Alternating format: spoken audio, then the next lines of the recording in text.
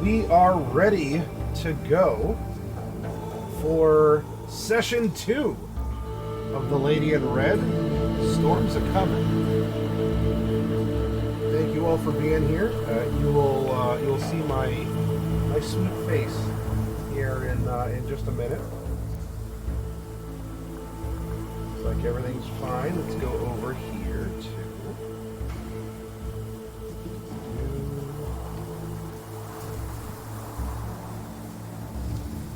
Aha. We're here, and so are you. Thank you all very much for joining us for another Tuesday. As we are, and Quingar, thank you for the renewed subscription. Let's get spoopy indeed. Plenty more time for spooky. Right now, I think we're in the scary part of the trilogy of spooky, scary, and skeletons.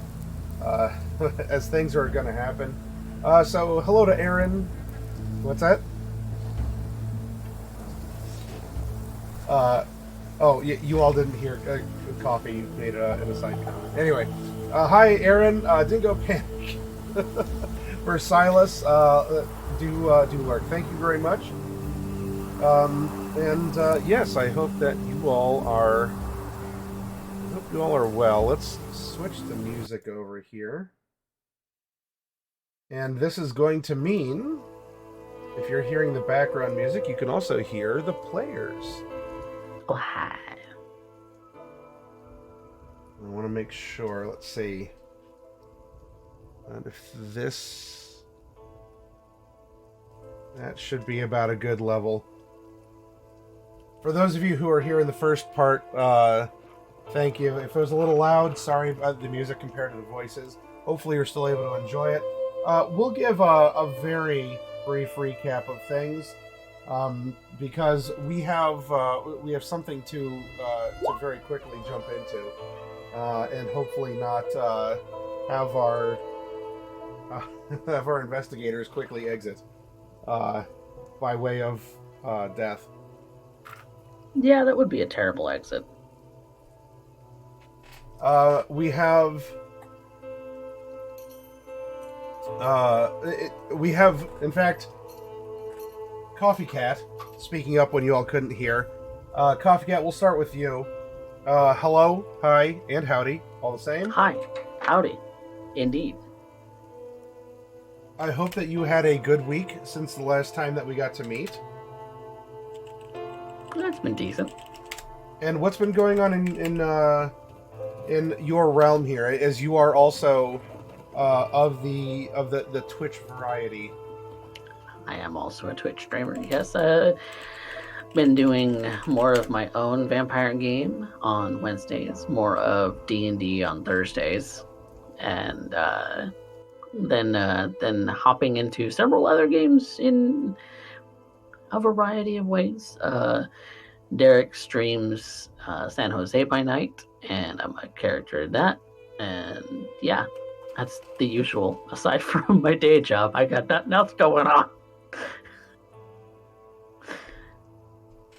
But I'm excited for Call of Cthulhu. Well, I appreciate you being here. For those of you who are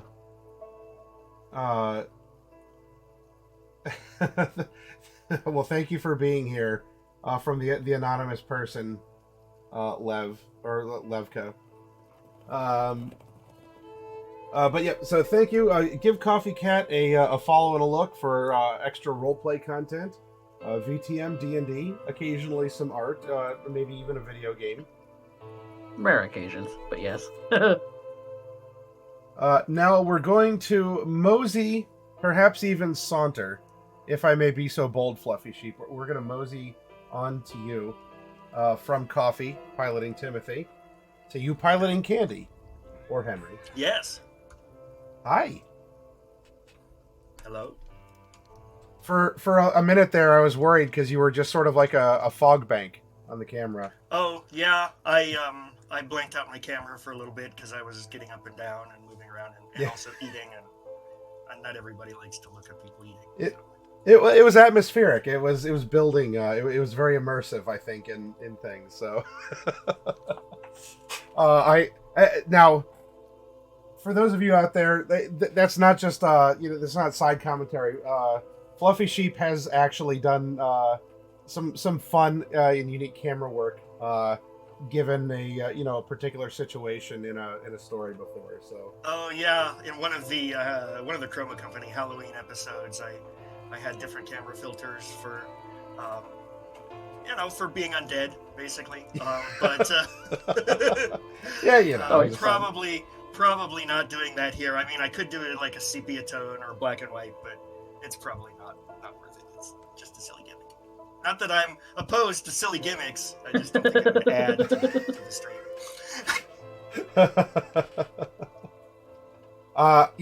You brought up a very good point, and I appreciate it, because this ain't your first rodeo with me, at least during Halloween time. And for those of you who are here for Call of Cthulhu, I do hope you like it. But as Fluffy had mentioned, there are past Halloween role-playing sessions where, whether or not you need to know the grand scheme of what's going on in that moment for the game, I mean, it would help, and I don't think I would turn down the opportunity for you to watch us play out a wonderful long-form campaign. But there are especially tagged Halloween, like horror, spooky, like mature D&D sessions. And, for being a pink gnome, bright can get really dark. But you did an excellent job with that. Of course, Coffee Cat is also there's hot pink, and then there's cold pink. Yeah. Bright scared me the most of all of the characters. I love her. Because with Jade, at least you know what you're getting. With Bright, you never know when it's going to turn up. Nope. Bright reminds me a lot of Pinkie Pie. That was intentional. It's the most scary pony. So hopefully you all can look back in our past archives and take a look at the D&D game and the other ones that we've run this year too. Cyberpunk Red, Alien RPG, Vampire the Masquerade, and now we are in the midst of Call of Cthulhu. We are also in the midst of Demon Quingar, who, thank you for doing the background work in Cyberpunk Red. For all of you who are wondering about the special effects when a certain room turned red, well, there you go. We can attribute the blood splatter and gore to the man behind the curtain there, who now is getting to be not behind the curtain, but actually here in front on stage, possibly the one falling into the fire as well. Maybe, especially because Dr. Patrick Crane is in a little bit of a compromised situation when we start out. I'm not going to get ahead of myself here because I want you to. He is in a state. I wanted to ask, Dr. Patrick Crane, any relation to Dr. Fraser Crane? I've been asking that ever since day one. Yes. Maybe a distant grandchild. Actually, the name came from a combination of two of my favorite characters from Call the Midwife. So.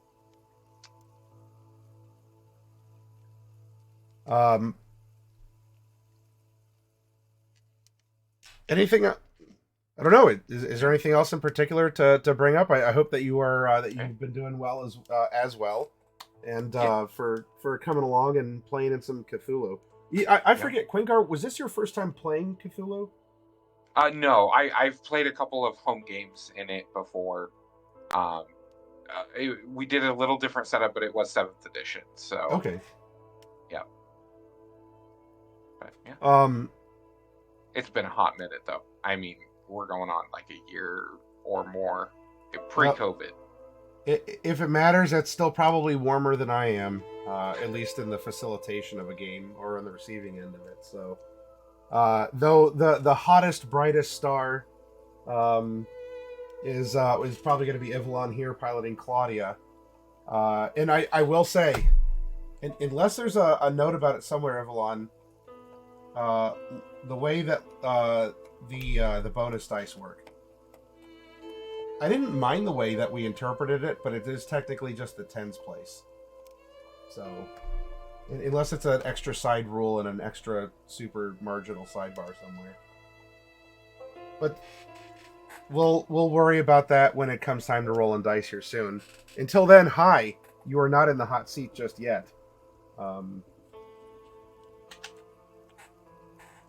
But thank you for joining us. You are at least the self-expressed most experienced of us here with the system.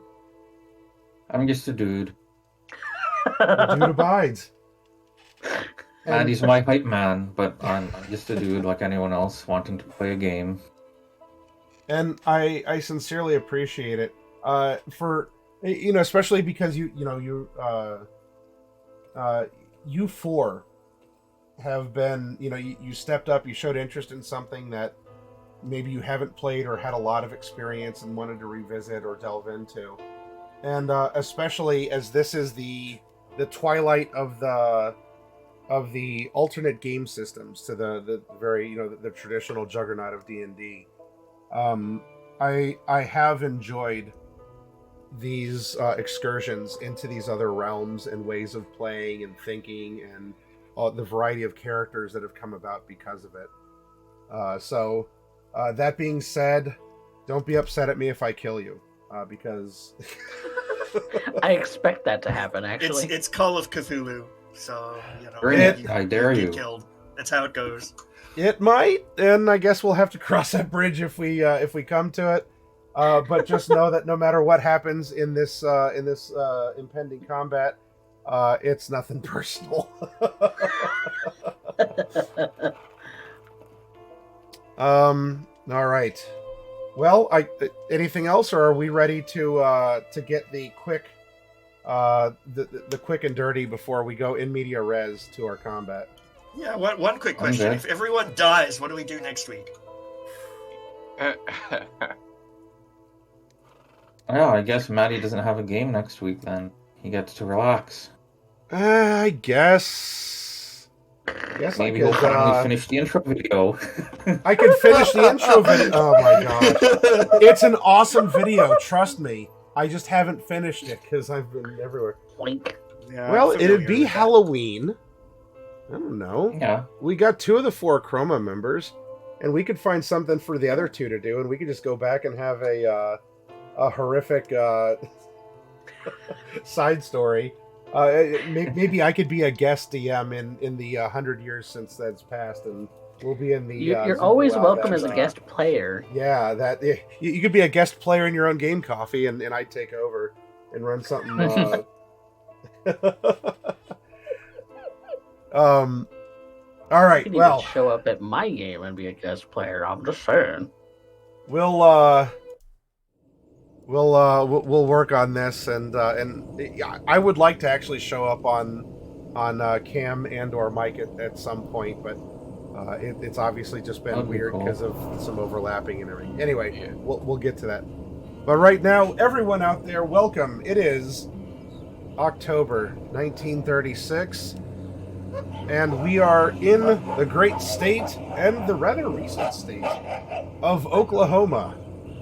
Specifically, we are up yonder in Supply, Oklahoma. And why are we there? Well, the state's first asylum, mental institution, was opened up and was made out of a retrofitted, fort that was a marketplace and a military base and an in and out here for the panhandle. Before, a lot of history has happened. And the asylum here is holding a fundraiser for many state officials, private people of wealth and influence, in order to raise some extra money for some extra research. It's also a way to do a little bit of hobnobbing and even a little bit of fun. As you know, times are tough. We are in the Great Depression,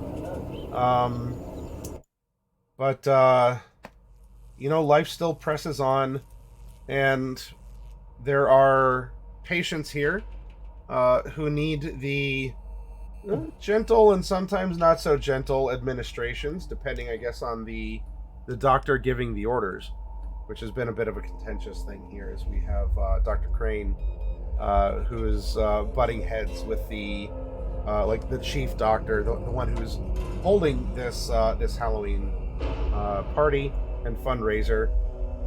But in glorious, not fisticuff combat, you actually won the war of hearts and minds.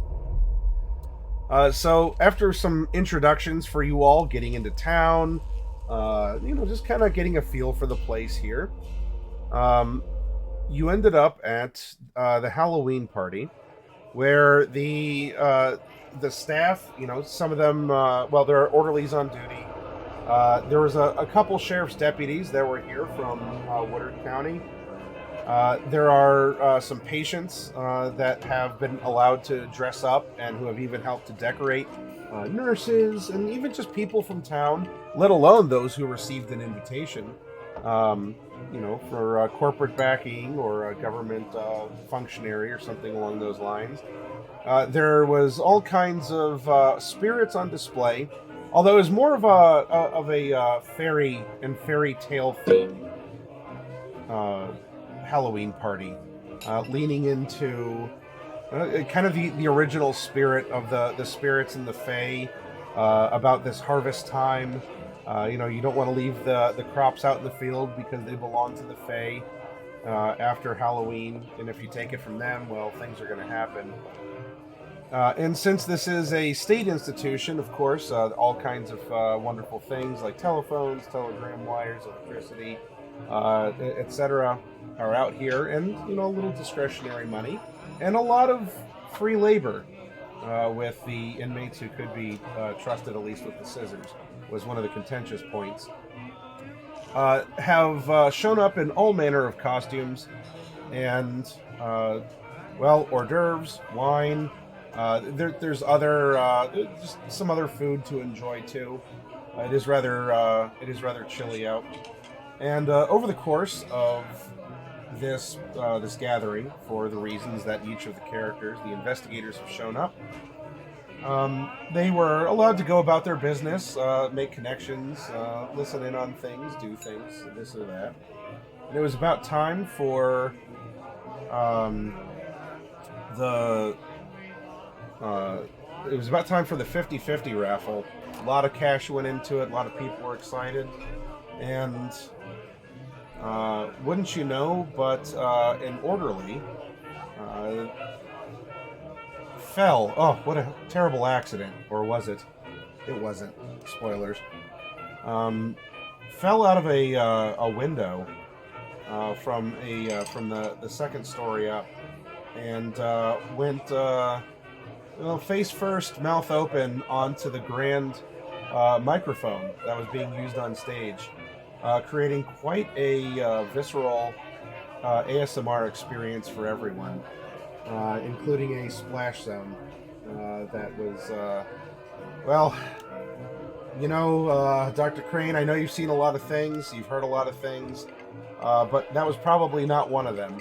There's a difference between, in your medical studies and psychological studies, between seeing a cadaver, very, discreetly laid out under the sheet, studying anatomy, maybe even practicing, like opening up a skull, examining the parts of the brain, and seeing it done rather instantaneously with the aid of a blunt electrical device.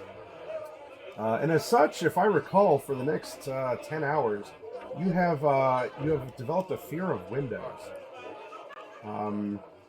Now, this is something that I'm going to leave at your discretion. This is, in many cases, this might be, this is terrible, like I'm being punished, this is not optimal. I want you to lean into, you don't have to be ham-fisted about it, but I want you to lean into it, and after all, this is a story, and there are always there's complications to a story, else why would we watch, read, or listen to one if we weren't wondering what was going to happen next? So I guess thank you, Dr. Crane, for being the guinea pig here, and actually having your sanity snapped. The first of, well, I don't know. We'll see if others succumb to that as well. Now, from inside the asylum, there were many hoots and hollers as the more rambunctious inmates here, I guess, are the ones now running the asylum and are charging out with aggravation and sharp objects in their hands. From the same window that the orderly had fallen is the trouble patient. I believe Joe was his name, Dr. Crane, who was having a lot of trust issues. It's probably deeper than that, but he thinks that you and some of the staff play favorites with others, especially the young woman, Fawn. And he's tired of that unequal treatment. Why is she allowed to go play on the front lawn, and he has to be, even under your more your less stressful therapies than let's see, it was Doctor. Sorry, I'm blanking on your rival doctor's. Warburton. What was it? Warburton. Warburton, that's right. Dr. Warburton. And maybe Joe's a case of how Dr. Warburton's hard treatment can go on to harden people. Or just some people might be irredeemably past a point. Well, Joe and that orderly had a bit of an interaction, and the orderly didn't make it out. Joe is up inside the asylum and was shouting. A storm really blew in quickly. Things got really chilly. Of course, all the lights that have been strung up here are kind of wobbling. The radios even. The radio is being interfered with. It could be the clouds, maybe a little bit of lightning. Timothy, I believe that you had a close encounter with that as the nurse came over. It was just making comments, these old things, and was giving it the old technical taps, the percussive maintenance, which kind of helped, especially because, man, those speakers at least were dusty on the inside. She was just tapping it, and just like some was starting to come out of the garbled sounds from the radio. Claudia, who was undercover.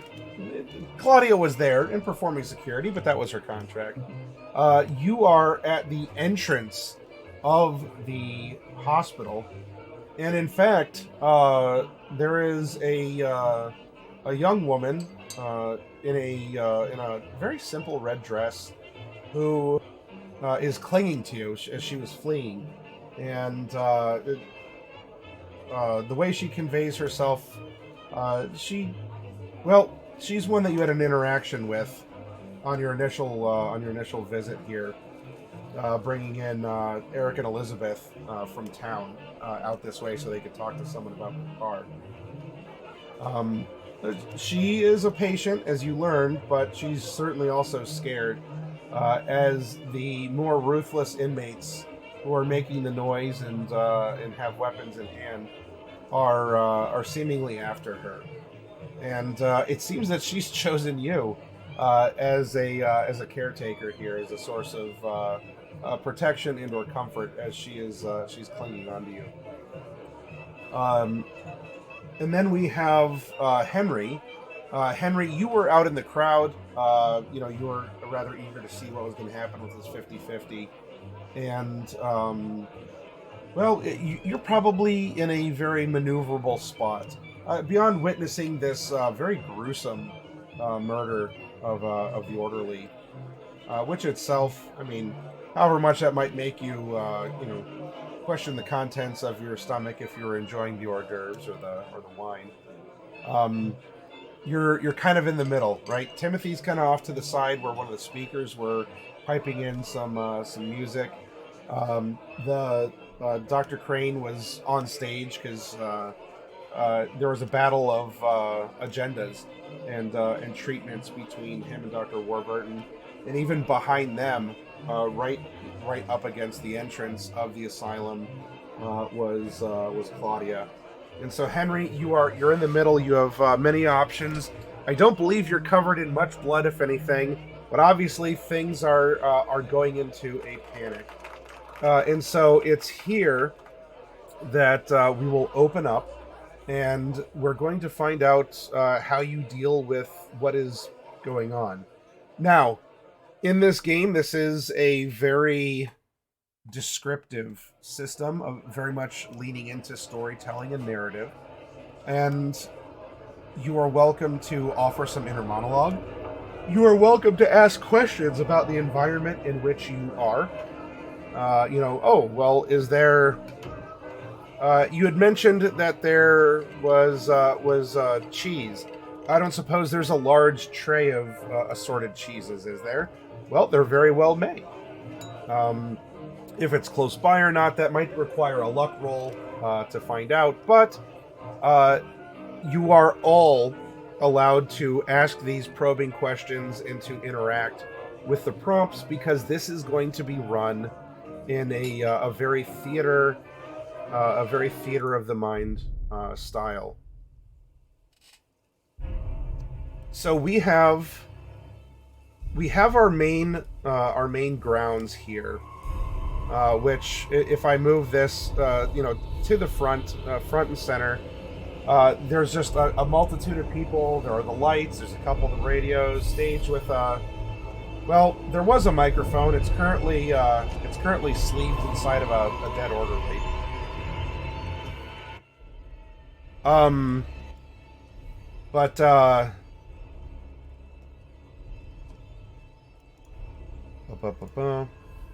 Many decorations are out. In fact, if I recall, due to the petitioning of Fawn, Dr. Crane, you did allow the anatomical skeleton and several brains in jars to be set out as part of the decorations. Now, how this is working, there's not a surprise. The surprise was already delivered, causing you all to question your mortality or reality or something. There was a very tense moment where you were trying to comprehend what just happened. But with the screams and other things coming from inside the asylum, this is going to be a standard initiative here. Then you all are going to, you're going to tell me what it is that you wish to do, as this could lead in many directions. There are various ways of fighting with any kind of impromptu weapons, or something you might actually have on you, concealed or otherwise. Running is an option if you don't wish to participate in this. Remember, there are 2 sheriff's deputies. In fact, one was very much buttered up to you, Claudia. There are 2 sheriff's deputies, and there are also at least a couple other orderlies who are present. So sorry, it's definitely not out of boredom. It's been a day, everyone. This is actually this is me, not of disinterest, but of I'm actually getting to sit down, and I'm very excited for the story, but my body's like, oh wow, sitting down's kind of nice. So that just means I'm going to have to make it extra thrilling and possibly botch some rules. Now, hopefully I won't get you killed, but there's only one way to find out. So we're going to establish the order of our attack, which is usually ranking decks in order. But as we did our simple builds of our characters, everyone's going to be pretty much flatly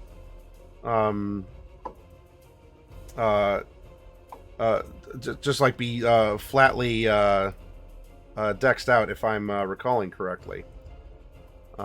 Yeah, so we have a Ooh, 60, 80, 70. Oh, is this gonna... Oh. Well then, you all did a very convenient thing. So we if we're sorted our going by characters by dexterity, dexterity for you. it looks like the order... In fact, I'm going to rearrange... I'm going to rearrange things to make sure that I have these in order so I can keep them orderly. That goes over here. And then we have... who am I missing? Henry, Timothy, Claudia, and that would be the good doctor. Who goes over here. All right, so Henry, you are certainly going to get to act first, and you are in this this neutral area. You're kind of in the crowd, but you could be a little bit back, and or you're in the middle of things, but you're not in the middle of things of a more specific and violent things yet. Yes. There are prompts. Again, there's decor, there's food, there's fencing and a gate and people in costumes, all this stuff. What would you like to do in this situation? So there doesn't really seem to be an obvious enemy to fight, right? I mean, we saw the orderly fall out of the window and die, but the person or thing that caused the defenestration is not obvious, right? Yes. Well, all right. If you're looking for actual proof of having witnessed the attack or push, no. However, there is a very clearly institutionalized patient who is in that window holding a sharp object and yelling wildly into the growing winds of the storm that's blowing in. Okay, so we have a fairly fairly obvious person of interest, let's say. Yes. And then there are Okay. howls coming from inside the asylum, but you can't see who is producing those howls. But there is at least a Okay. person of interest, yes. But they're up on the second story, and I'm down here on the ground outside the building. So there's, Yes. unless I want to take an ultra long wild shot with my Derringer, which is probably not the right choice. What I'm going to do is look over at the food table and see if I can find like a steak knife, something like that I could use. Ooh, a steak knife, huh? I won't. I won't need you to roll luck. I won't say there's a steak knife. Just simply in the event that some of the otherwise safe patients might be, might have an oopsie doodle. I Okay. will say that there would be maybe something more like a butter knife, or like it's kind of a knife that you can cut cheese with. It's kind of dull. Yeah. Like it doesn't have a sharp Yeah, I point know to what it you mean. necessarily. Okay. Yeah, that's not really... Okay, is there like a coat rack or something like that? Like a tree, like a coat tree? Is there a tree nearby? Well, not like an oak tree. I mean like a coat tree, like something you'd hang your coats on, or or Oh, a something along coat those tree. lines. Oh, gotcha.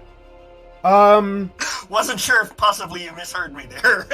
Yeah, I didn't hear coat, so I don't know if the signal on my end just like dipped for a second or something. Could be. Well, let's see.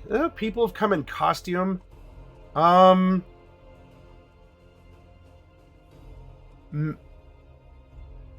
Maybe. Ooh, hold on a moment. Let's do this. I'm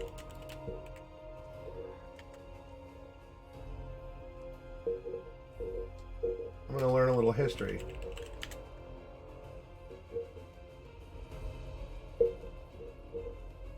Ah, excellent. All right.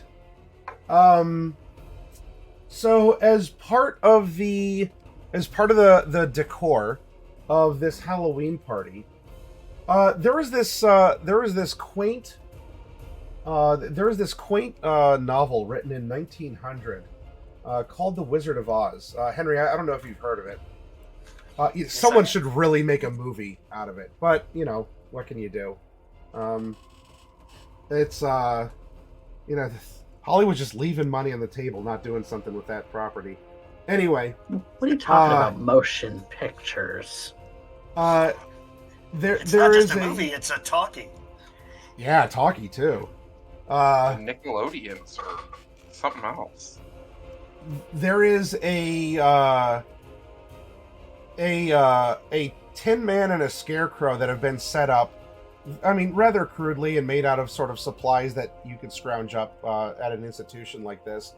But a lot of people have been hanging their things on either of these, so it's not an official coat tree. Like that's probably more inside the establishment. But as people have wanted to hang up cloaks or costume stuff, as it maybe was getting a little too warm, at least before the winds kicked up and it was starting to cool off. But people have been hanging their coats on this kind of scarecrow mock-up. Yeah. So I assume that there's like a pole or stick or some sort that's supporting the scarecrow. Yeah. It's not a. It's a very basic scarecrow. So it would be like, you know, a stick in the ground, like a stick like for hands out. Okay, and like the steak gloves. is good enough for now. I will take Okay. the steak. And I assume that will consume my entire turn. But if I have time, I'd like to kind of keep an eye on the hospital to see, like, if anything else interesting happens in that window. Sure. Okay, you dash over to this scarecrow that has been laden with costume elements and some overcoats and things. And you remove it, and you're holding onto I don't know, about a 6 foot stick. Has some very basic arms with like gloves tied to the ends, but you're at least you're holding it. Okay, this will be better than my cane and for the first time, you see, as Henry moves over to the scarecrow, for the first time anybody has seen, he's not limping. The limp just completely evaporated. Adrenaline, clearly, Henry. It does amazing things. Yes, obviously, adrenaline. The limp is also a con. Now we're going to go over. Dr. Crane. When last we saw you, you're kind of curled up on the stage, screaming as your mind is comprehending what you saw. The windows, maybe the clouds moving eerily in an opposite direction in the reflection from the sky, or whatever. You narrate it, but you are on stage, and what are you going to do as your next in their initiative here? I definitely am avoiding looking at the windows at all cost. And really at this point, I'm looking to Dr. Warburton, kind of seeing if he's like giving any orders at some point. I mean, I know I'm going to end up having to write some kind of report on this. So I almost I'm thinking I would almost, while yes, processing the visceralness of it, the logic brain kicks in and we need to find out, on top of just being shoved out the window. Obviously that's the major cause of him dying, but is there any other, does it look like there's stab wounds or anything like that? Was he stabbed then pushed through the window? Did going through the window, is it just going to be too hard to tell? I guess I would want to look his body over because I'm going to need it for my report, and then go talk to Warburton to see what our next steps are, because we need to secure the asylum. Okay, so you're trying to collect yourself. You're going into it. I can't be afraid if I go into my routine. If I go into a structured examination in a process of events. Okay. Let's do this then. You pick yourself up. Dr. Warburton hasn't gotten to act yet. He's not the most dexterous gentleman here. Yeah. But you can make your way over to the well, it's it's a very morbid scarecrow in this case, as the orderly is also kind of impaled on a stick on this microphone stand. And the arms are the legs just sort of drooping off to the side. And the head, the rather gory head, would probably be like the actual microphone having gone through, and it has probably a nice little nest of hair of some intestines on top. So it's a rather upsetting looking scarecrow, but looking at not particularly that is obviously an egregious wound, but perhaps looking elsewhere. Go ahead and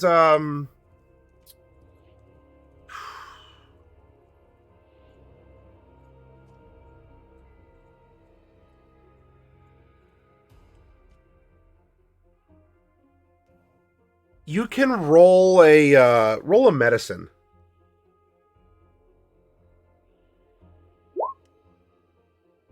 And I use 6 luck to drop that to 59. Okay. So it's you're looking, and you take a second to focus, and your luck holds. As you are seeing evidence of stab wounds in the orderly's was white and is ever more quickly turning a shade of red, as his clothes are he is seeping into his white clothes, but there are red marks and areas where maybe it was distorted by a wrinkle in the clothing from how this person landed, where there was some kind of a stab that has taken place. Whether or not it was fatal, but there was a confrontation, and that, well, there's probably also a couple pieces of glass sticking out of him, but you're finding evidence of non-glass filled wounds as well. Okay. At that point, I'm just heading over to Warburton to... What do we need to do next to secure the asylum? Okay. So I'm going to say that picking yourself up and going over to the body, you can shout over there, or at least you examine and look over towards him, but you won't be able to do all of that. Yeah. In that's one fine. go. Okay. Yep. All right. Now we come over to Timothy Gibbs. I'm concerned with all the civilians that are here. This is a gruesome scene, and really, they don't need to be seeing that. So I'm ushering people away from the asylum in general, because nobody needs to see this. It is not a pleasant sight, and even I'm a little bit icked out at it, and I've seen some shit. But no, these people need to get the fuck out of here. Yeah. Of course, you served in World War I. Thank you for your service. And you've seen things. You've also seen how people can panic, and it makes things worse. And if someone doesn't step up, then... That's what I'm doing. I'm stepping up, and I'm ushering these people out of here, because the quicker they're out of here, the sooner we can actually deal with what's going on here. All right. The sooner we can deal with that madman in the window.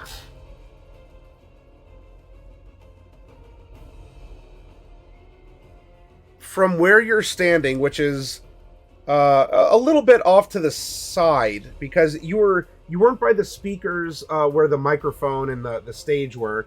You were back and over to the side where the atmospheric radios were playing. Mm-hmm. how are you wanting to direct people or get their attention or establish your command? As many people do look for an authority in an emergency, they may not question who it is or ask for your credentials because people just want an answer and don't have the time or the ability to think. So you need to assert yourself or make yourself known or dominant somehow. How are you going to do it from where you're at currently, or with what is around you? Well, I'm gonna be walking toward the crowd, just kind of shouting, I guess, in a way that's like, "All right, people, show's over. Time to get mosey on out. Let's go."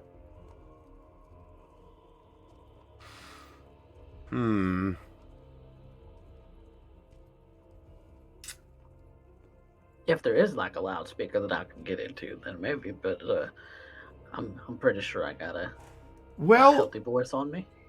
A loudspeaker. Currently, the speakers are being hogged up right now by the microphone scarecrow. By that one microphone. Yep. But if you wanted to just make noise, you are by one of the radios that is making kind of a distorted, jittery sound. You could probably just like crank up the volume, because it's not music at this point. It's really weird. Like it's just maybe it's the age of the thing. There's some dry rot. It was very dusty. But if you want to make noise, it's not projecting your voice, unless maybe you had a way to I don't know, somehow rig it to do so. But if you want to get attention, you could probably do something with the radio, like crank it up and hold it above your head and shout, or... Yep, crank up the volume and start shouting. Show's over, let's go. Okay. Let's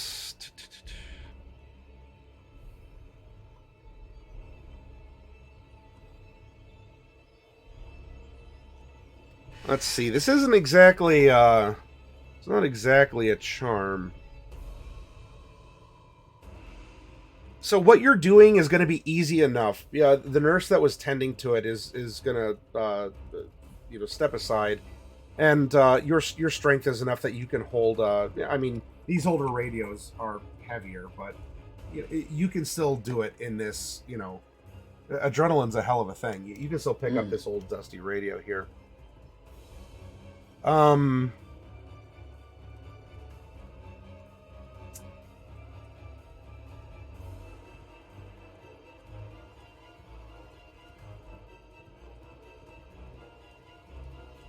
can we amplify this?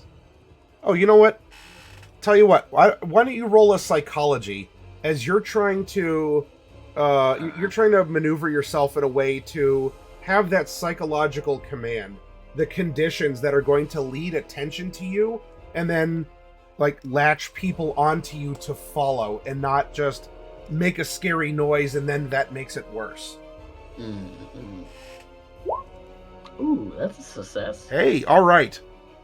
So, yep, you ask the nurse to step aside, and I'm sorry, Dr. Crane, that was Nurse. What was her name again? Nurse Jill, I believe. Emily. Emily, I believe. Yeah, Emily. Yeah, Nurse Jill. So Nurse Jill, she steps aside Timothy as you in a very gentlemanly manner. Excuse me. You hold this up and you get dust all over you as it's coming out here. You crank up the volume and you're like, that sounds like there's just some kind of a... It feels right. Like the frequency just, it resonates well with you. And you hold it up and you shout. And what are you shouting to people? I'm sorry. I was saying, all right, people, show's over. Let's get out of here. Nothing else to see here. Okay. There are eyes that are turning back to you, holding this up as you're saying show's over.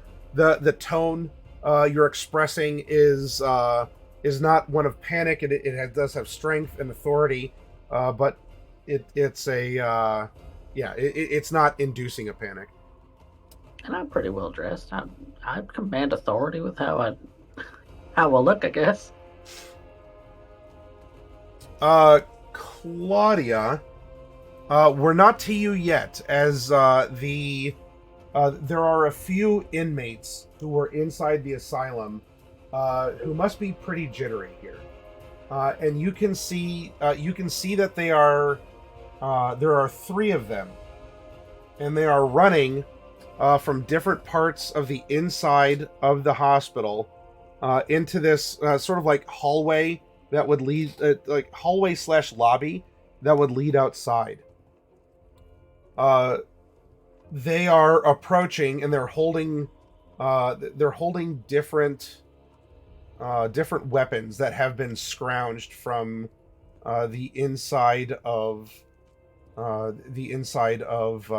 the hospital here. Probably makeshift surgical things, or just things that they were able to find. In fact, we'll say that one of them is in fact running with scissors.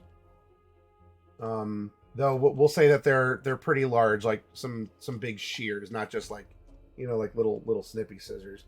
But for some reason there's like garden shears. There we go. So big like hedge trimmers or whatever. So, but this inmate is running with scissors. You hope that the staff would have told them not to do that, but what can you do? So they are going to end this turn, not on you and Fawn, but they're very close. And the 2 of them are in a very in approximation to you, maybe within like 10-15 feet, no more. The 3rd one is a little bit further back, and it might be slowed down because he's dragging something. What? Well, I don't know. You can either try and focus on that, because we're coming to you next, or you can take some other action. But the 3rd one is still behind and looks to be dragging something larger. But now, Claudia, you have a young, maybe late teens, early 20s. This girl might be of mixed blood. She does have features of of one of the 5 tribes here of Oklahoma. There's more, but just generally there tends to be the 5 big tribes. So she's holding on to you. She seems to be able to do a good job of it. Not that you need to keep an arm wrapped around her, but maybe you do for whatever reason. But what are you doing in this circumstance then?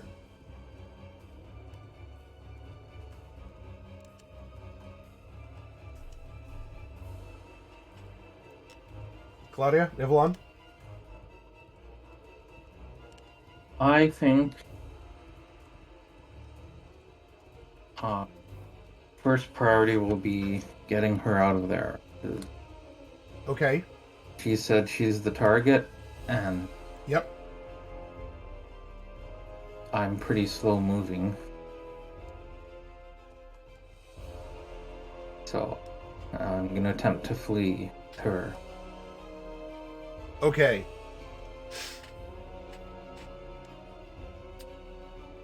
Your choices for fleeing, and you're not engaged in combat such that, they're tearing at you, or sort of in D&D terms would get an attack of opportunity kind of a thing. There's, if you turn around, the stage is pretty close by, because the stage was set up outside the front doors of the asylum.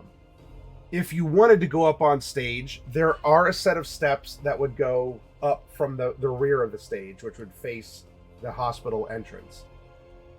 If you go around the stage, that would take you, if you veer off in one direction, that would be where most people tended to, most of the guests, I should say, where most of the guests tended to park their cars.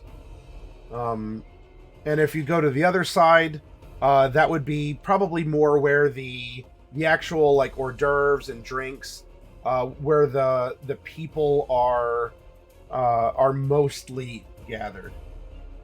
Or I guess if you're feeling bold, you could rush into the hospital. just bowl forward. That would be unexpected, of course. So where would you like to go? Which zone? I think heading for the parking lot seems like the best choice. Sure. Okay. So you hold on to Fawn, and well, are you keeping your hands free, or are you actually like wrapping your arms around her to make sure she stays on you, or do you want to like set her down and like try and like take her hand, or how are you doing this? I'm definitely going to grab her wrist with one hand, and the other one will still be using my walking cane for support. Okay. And we will move as quick as we can that way. All right.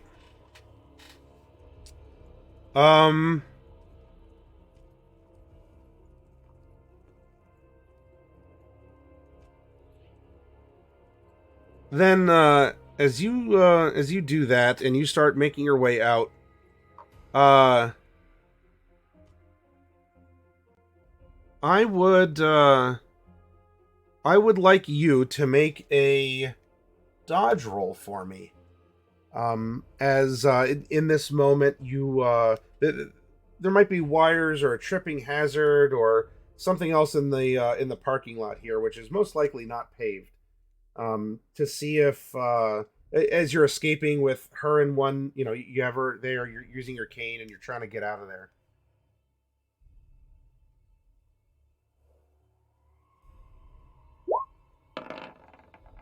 Oh, lovely. Very good.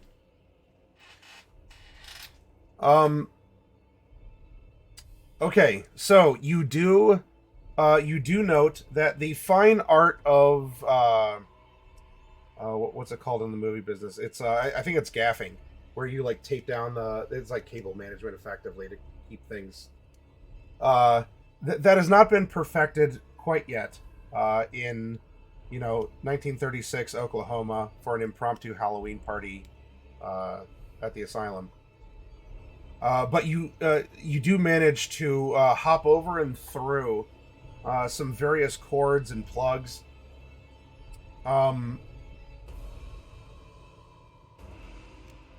And you make it over to the parking area.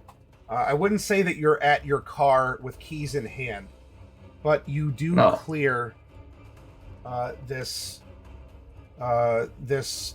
space, which is fraught with all kinds of wires or loose rocks, things in the dark that are, that you might not have seen. Now that the lights are setting, all the lights are swaying and swinging in the oncoming storm.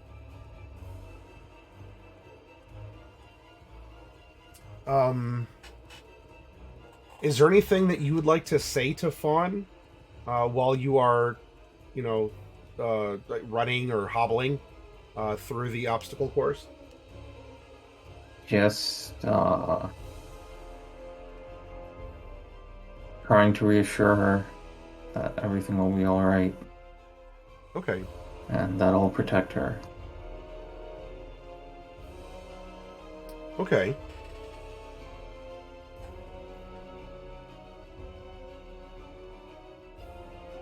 She looks up at you.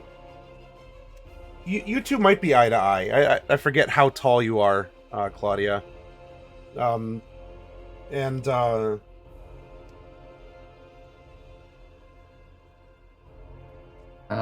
has an appreciative look on her face. Very, very wide-eyed, very doe-eyed. Maybe the name Fawn is actually kind of appropriate. I'm sorry, what were you saying? Oh, sorry, just average height. Okay. So you're about eye to eye in this instance. I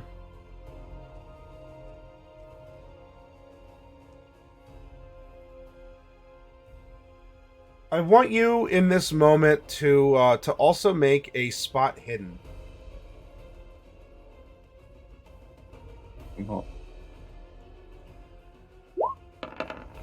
Oh, nice. Okay. So, yeah, even if it was a hard check, you would have passed.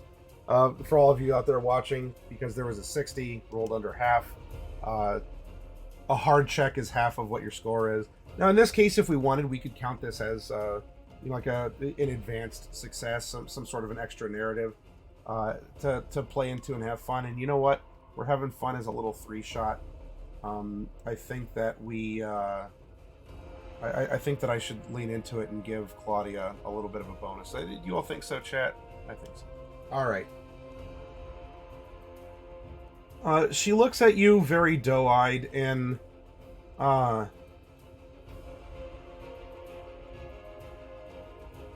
there's movement in her eyes, Claudia. Just as she looks up and she says thank you, and she has the doe eyes in her appreciation. There's just kind of a strange motion in her eyes.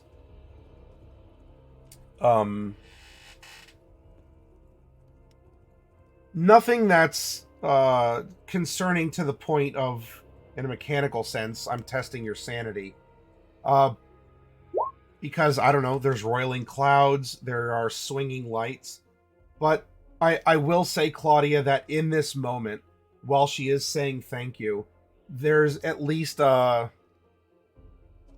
you just kind of get a weird shiver, or at least as you're trying to, well, whatever. I'll think about that when I actually have the chance and we're not, possibly being pursued by murderous escaped inmates. But something, yeah, for sure is just weird. Now, we come over to Joe, and Joe is leaving the window, and he is no longer visible in it. What that means in the future, I suppose we'll find out. But you no longer see a very a man with a maddening face. One of my most favorite art pieces on Magic the Gathering cards is called Diabolical Tutor. And yes, there's a version that has a skull whispering into a man's ear, and the way that hit the look. Oh, if you ever get the foil of that card too. Anyway, that was that kind of look on Joe's face. But you don't get to see Joe's face anymore, because he's no longer in the window, having the light from below shine up on him from the party, and all of the blowing wind through his hair. Now we come to Dr. Warburton, who Dr. Warburton is flustered as he watches Joe disappear. I knew I should have had your brain in a jar so much earlier. Rest assured it will be.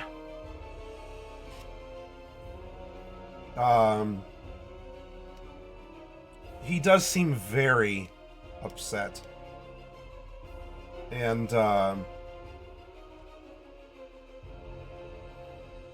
he looks over. Claudia, if you want to get a word in edgewise, Dr. Warburton, because this is kind of happening simultaneously, would have seen you going past, and where do you think you're going? Oh. He's not really an authority figure that I care about, especially considering his presentation earlier in the evening, and how I assume he would be treating Fawn with that kind of technology. So I'm just headed to the parking lot. Yep. Okay. Without giving him the time of day. So he saw you. He saw you hobbling off, taking her after vowing to collect Joe's brain and put it in a jar.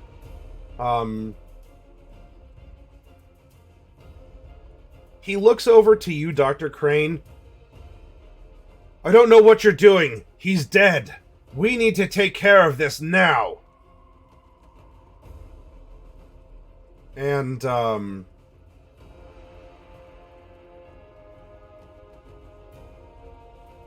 Dr. Warburton will, Dr. Warburton will pull out a small 6-shot that he had concealed in his very nice vest. It's probably not shocking to you, Dr. Crane, that he carries this, considering his station, and, I mean, he does work with intense patients. He is intense himself. And with the way open to the asylum, with Claudia and Fawn not there, and there's not an orderly present, although maybe Dr. Crane, you're allowed to wonder if he still would shoot even if someone was in the doorway. His gun wasn't ready, so he wasn't as quick to act as mechanically in Call of Cthulhu, so we'd have a learning moment. You get your Dex plus 50 in initiative if you have a gun ready to go. But he ends up pulling it out, and he's kind of like fumbling with it, and he cocks back the hammer. And it looks like he's on stage and is ready to actually shoot the inmates that are running out. So this is a very much an escalation of the circumstances here. Actually, you know what?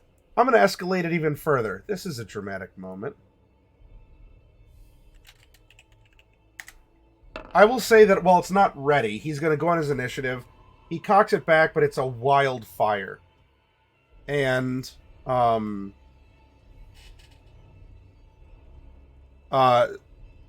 so all of the gunshot goes off. Pow! And, it hits something in the asylum. Maybe, you hear the sound of wood splintering. So maybe the bullet went into like one of the wooden chairs or benches that are sort of in that lobby area, Dr. Crane. Now, Timothy, there's a competing noise from the other side of the crowd. You're holding up a strange noise emanating. You were very charismatic and, hey, let's be orderly and get out of here. And then from the other side of the crowd opposite of you, there's just a wild, bang. You wouldn't have heard much else, through the wind, and you're so close to this distorted noise. You're like, oh, it hit a wooden bench. But there's definitely, a gunshot when you hear it. This wasn't fireworks. And the crowd is... You have wooed them, and he has panicked them. So I'm going to say that they are in a neutral state when we come back around. As they were kind of moving towards you, and then they hear the gunshot go off, and Dr. Warburton's very powerful voice, even in the wind, yelling furiously. So there's I guess a contentious presence here for you, Timothy. All right, we go back around. Not only that, I don't like gunshots at all. Henry, you're holding a non-gory scarecrow. The best kind of scarecrow. The crowd has kind of moved a little bit. Obviously, you heard the gunshot, you hear the noise. What are you doing in this moment? Do I still have sight of Timothy? I'm not making myself hidden. I will say maybe not Timothy, but you know where he is because he's holding up a radio. So you through the crowd, you might not see him, but he's holding a radio. Like say anything style, or what? I mean, that's kind of what I was.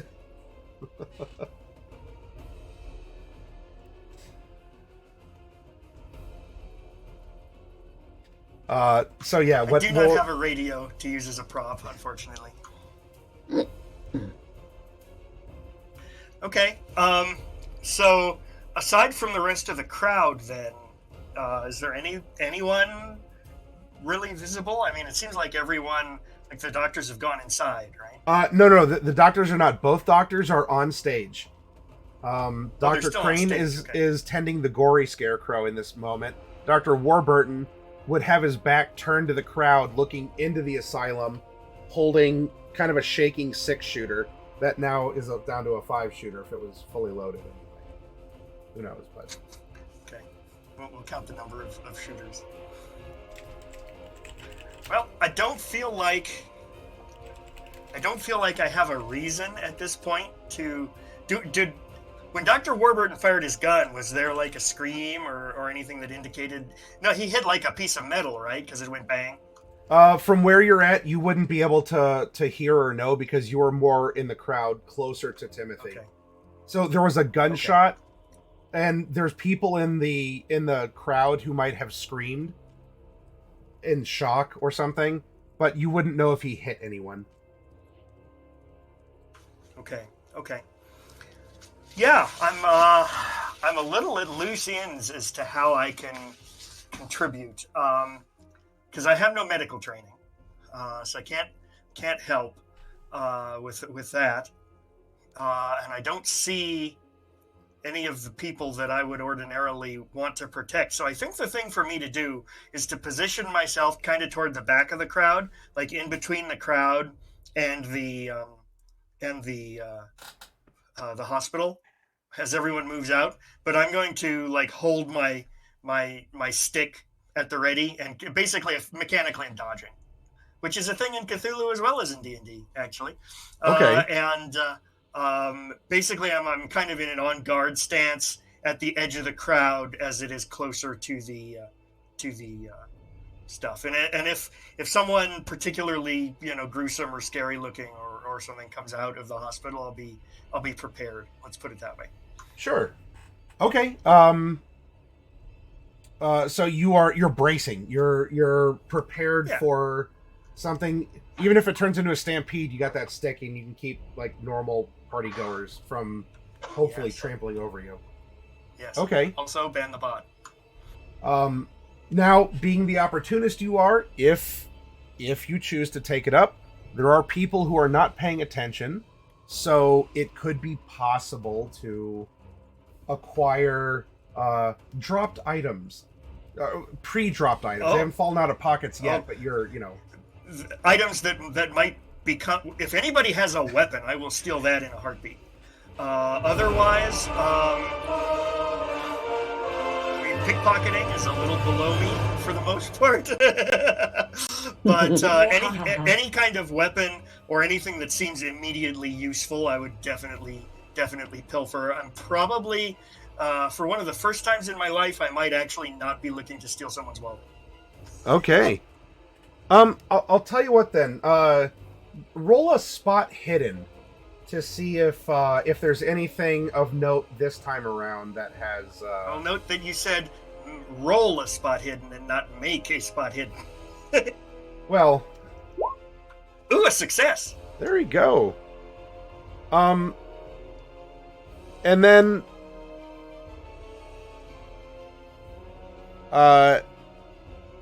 So you will see something. I'll tell you what. I know that you're down on your luck here, Henry. Go ahead and roll a luck to see how lucky you are. Okay. All right. So in the swirl, it does look like someone has dropped a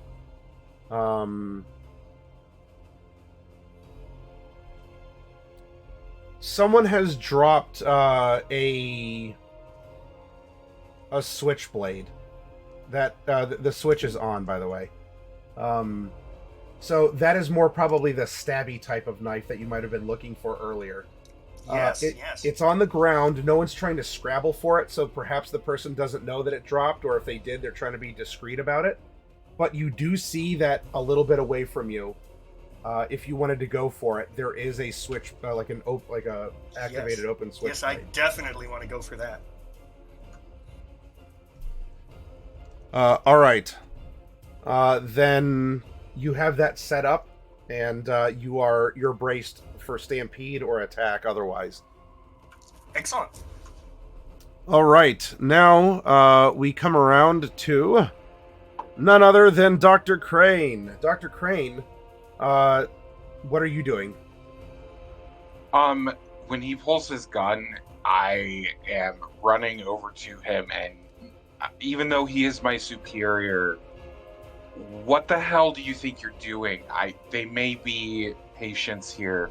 They have families. You can't just go shooting wildly into there are procedures, and it's not shooting. You should know this. They've gone feral, Dr. Crane. I'm And there protecting are the ways- people who came here to support them that they're attacking. And there are ways to do that. If we kill everyone here, what are they donating money for? If we get shut down because you murder somebody, what will they be giving money for? I'm saving people, Dr. Crane. He actually, like, you had started to talk to him, his back was to you. This is going to be a bit of a simultaneous thing. I know he's kind of last. Yeah. He whips around. Gun safety is probably not something that he's practicing right now. Nope. He whips around, and as he would normally waggle his finger at you, his finger's occupied by a firearm, and he starts to, in his lecture, like, talk down to form, is actually waggling the revolver at you. Yeah, I mean, seeing that, at least I'm either pushing away or trying to grab the gun to, like, at least point it away from me. Oh, sure. In fact, this is going to be a pretty good exercise in this. Let's have a... we'll say that you're declaring a combat maneuver. You're going to try and grab the revolver away from him. So we are going to resolve this as a fight back maneuver, or as a fight back style combat option here. The highest level of success wins. A draw is the initiator wins. If both fail, then there's no result. So we're looking for a winner, and if there's two winners, we're looking for the better winner. Now, in this instance, if you're going to try to grab this away, I'm thinking brawl, but do you have something else in mind? I'm open-minded for how you see that you're doing this.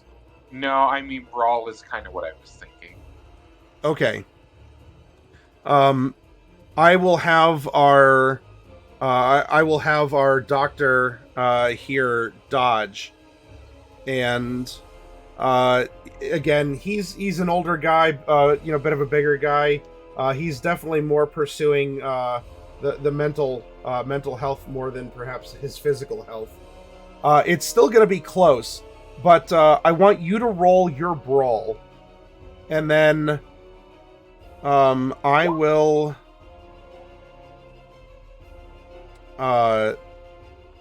roll a hit brawl one more time, and we'll say that that's a dodge. Okay.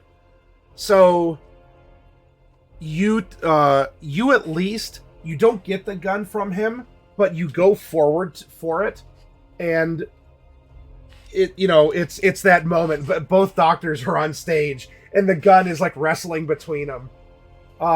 Henry, as you look up from the switchblade, you see the two doctors vying for this gun that went off. Timothy, with the crowd, you probably can't see it, but in a sort of a garbled sense, the microphone, which has still been on through its kind of slick and gruesome coating, you are hearing contentious voices being amplified electronically. So you may not be able to see it, but you can hear it. Henry, you can You can see it. Not maybe not. Well, yeah, you'd be able to hear it if it's being amplified. And then Claudia, since you ran to the lot, you could probably hear it through the gory filter of the microphone as the two doctors are trying to exchange, exchange guns, just not voluntarily here. And Dr. Crane,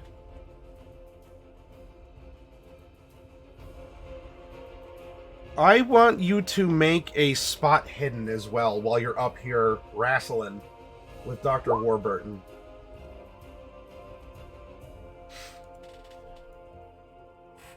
Dr. Warburton's...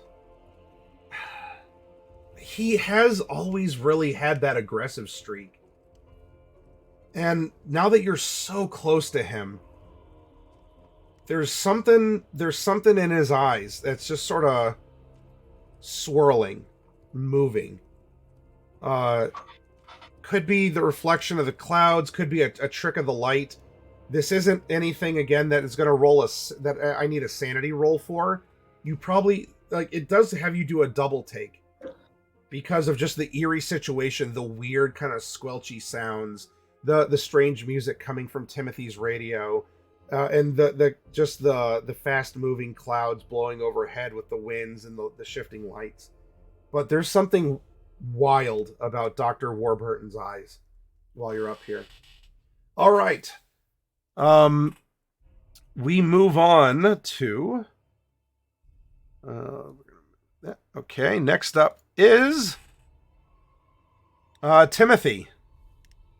Timothy, gunshot, there's an opposing force. What are you doing? Well, I don't like that a gun's gone off. That means that somebody's gone and escalated something, and it's taking me back. I don't like it. I don't like it one bit.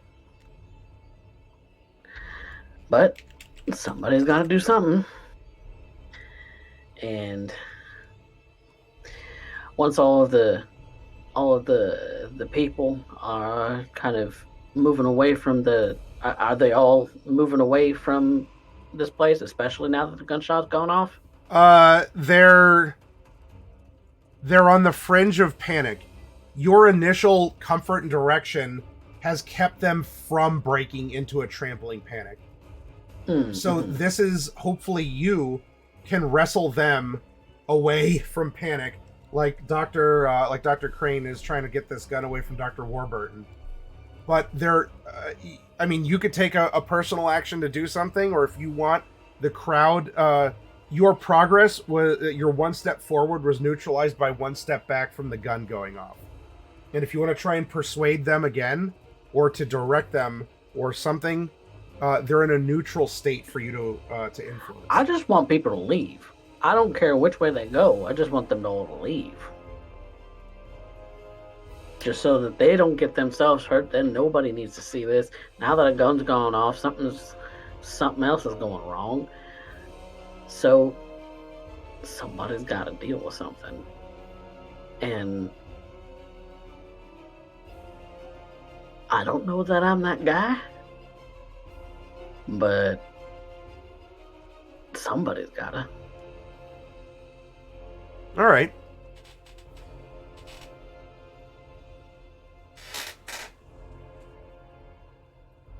I think what I want to do is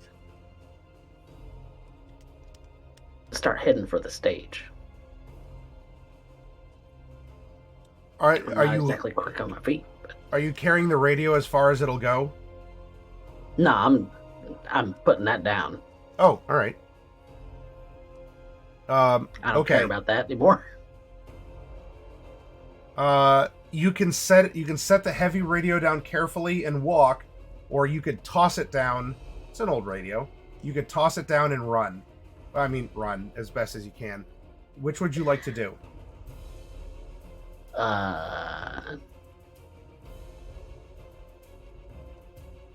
I don't care about the radio, honestly. It was just a noisemaker. And so I'm putting it down wherever I'm at, and I'm hobbling as quickly as I can. Okay, so you're setting it down and walking. No, I'm no, you are tossing throwing it running. down. Okay, all right. So I made the that more clear. aggressive of the two. All right. Yeah. It shatters, and as it does, you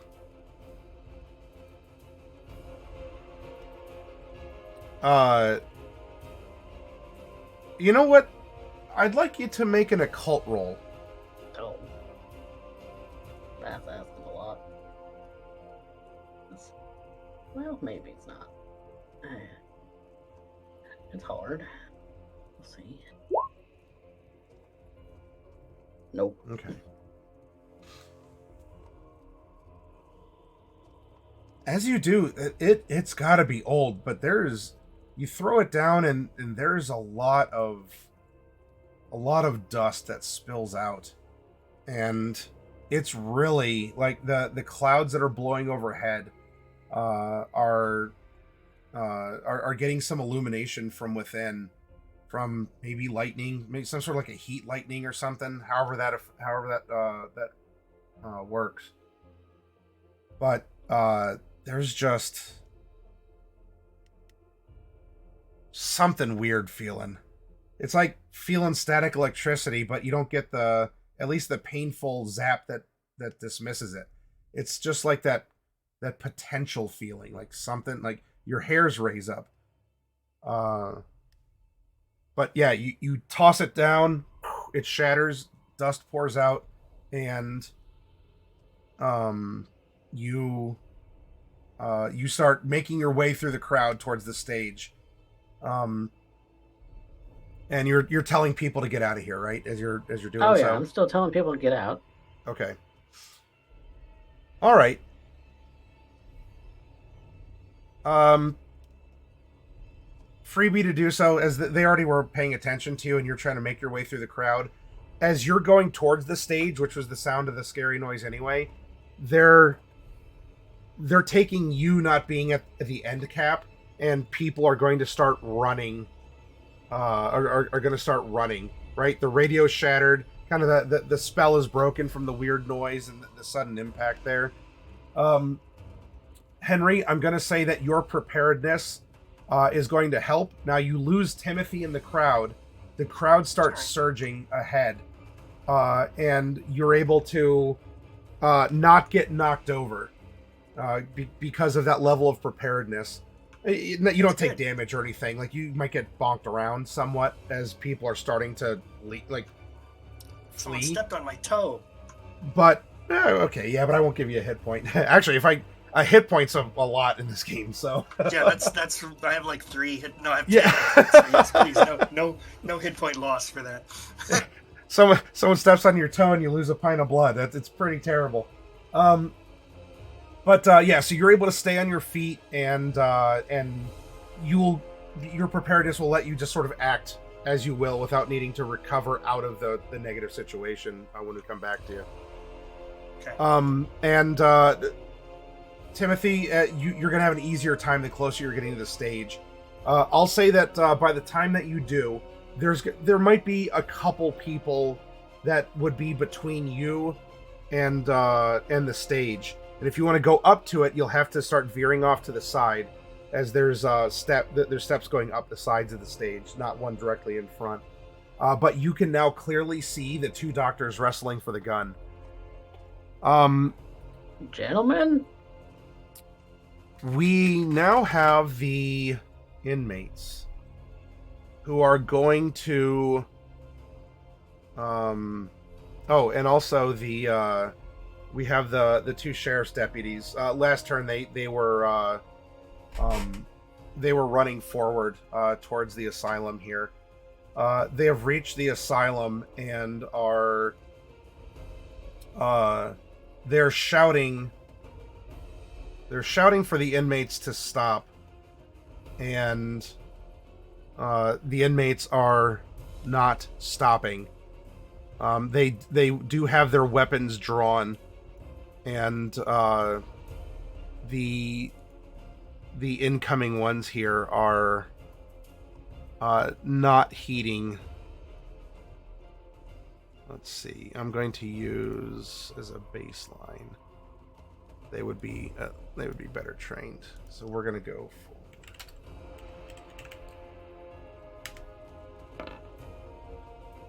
Yeah. All right. With their sidearms drawn, bang, bang. Timothy, 2 more shots. You can't see it because the stage is between you and the entrance to the asylum, but you can hear 2 more gunshots. Maybe in a panicked moment, you and the 2 doctors probably in a panicked moment stop as you're all looking at the revolver that Dr. Warburton is holding.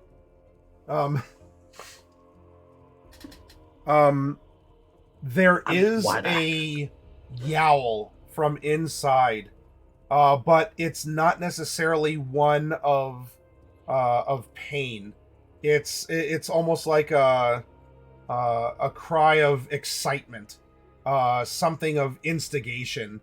It does have a painful resonance to it, but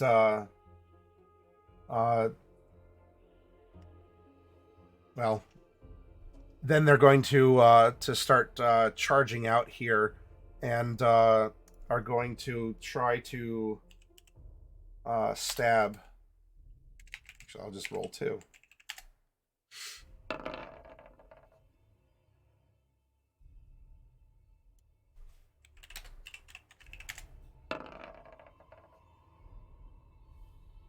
Okay.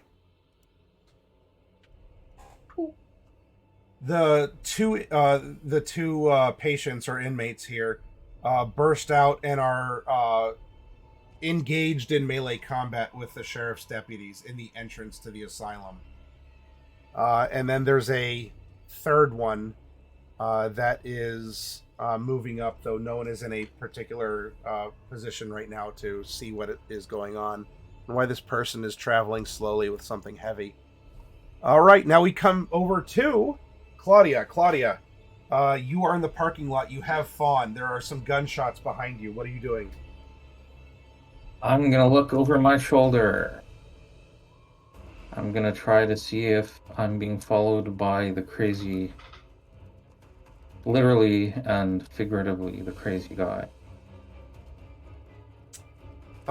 No, but you do see that the 2 inmates you had eyes on before have exited the asylum and are assaulting the deputies.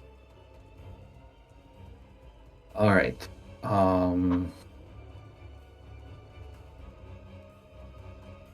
So there's more than just the one guy who broke free.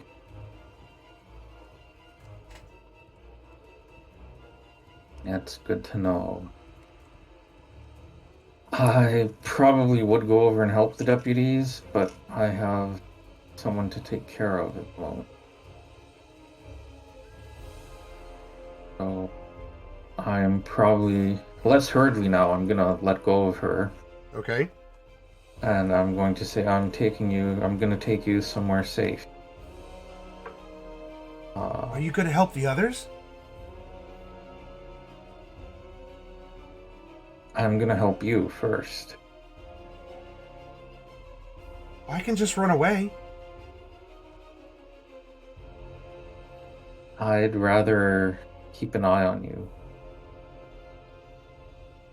Make sure you're safe. Oh, okay.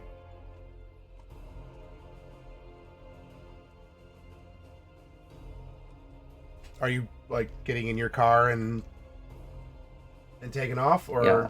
Okay. I'm gonna say get in the car. I'm going to take her back to my private investigator office. Okay.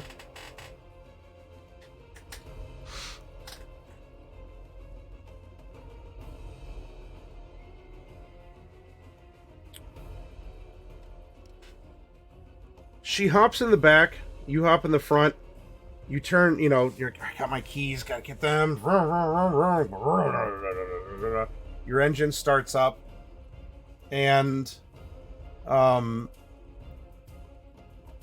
this I want you to make a spot hidden. Okay.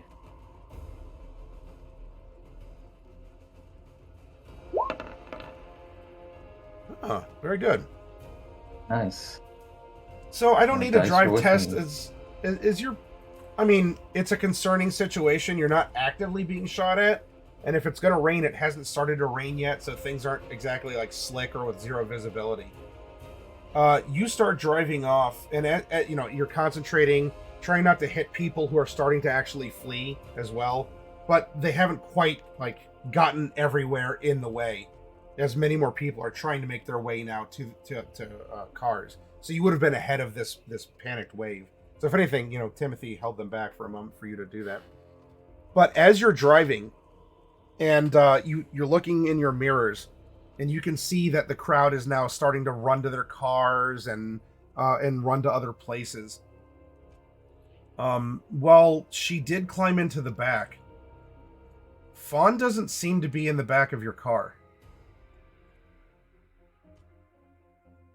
I'm gonna hit the brakes, and another shit is gonna come out of my mouth, or some other 20s appropriate slang word. Or 30s, sorry, 30s appropriate. And I'm going to frantically look around, see if maybe she jumped out of the door or fell out or something. Maybe get out of the car, check underneath it, because that's where I found her that one time. Yeah, when you checked underneath, you actually saw her feet as she was behind your car. Yeah. You do what you did last time, and you look. You at least would hope to see him. You don't. And as you stand back up and you look back as the crowd is surging, you did pretty well on your spot hidden there. You see her for a moment, with the wind blowing through her black hair and this simple red dress. And as some costumed, we'll say a couple ghosts pass in front of her that are fleeing the party, she is not there anymore. She must have ducked away in the panic of people. Just as she got in your car, but she must have slipped back out or something as you were very concernedly trying to drive off. And I'm gonna be yelling her name for a minute or so, Yeah. and probably running towards where I last saw her. Okay. So your car is in park and idling, and you're running back to the crowd of people who are surging to get to their cars and such. Okay. Yes. Dr. Warburton, in his mad fit, Dr. Crane, this is unorthodox! You're acting unorthodox.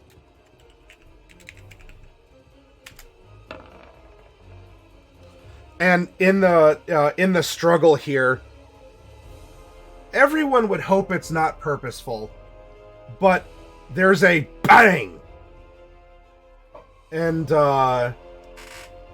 it doesn't hit you, fortunately, God.